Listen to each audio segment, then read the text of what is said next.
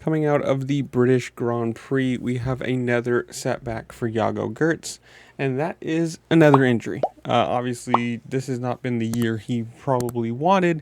I think at the moment, as I'm looking at this, he is, what, ninth? Yes. No? 14th, sorry. He is 14th in the standard. I was way off in the standings. 184 points, just way off the pace of everybody else.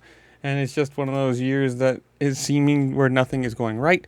And this race is just a continuation of that.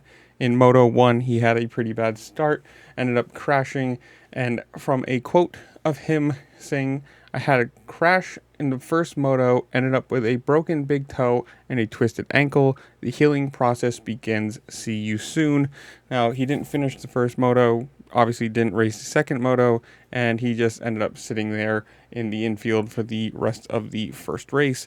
And it's just kind of one of those things that some years everything just continues to go wrong for you. Just bad to bad to bad to bad. And you can't get any sort of momentum or, feel on the bike. And it's just one of those sad things. I mean, 14th this year in the standings, he's way, way down. At a certain point, you just kind of have to say, what, I'm just going to take a couple weeks off, heal fully, and then come back whenever I feel, ready for it. And who knows? But I like MXGP personally. I love the fact that it's, all different countries, different tracks, different, dirt in every single place, and it's a fun thing to watch, at least from the outside perspective that we get over here in the US.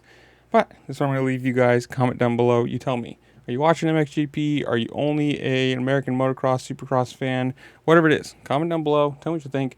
While you're down there, make sure to like, share, subscribe. Do all the fun things this platform allows you to do, because it really just helped me out. I appreciate it. And with that, I'll see you later. Peace.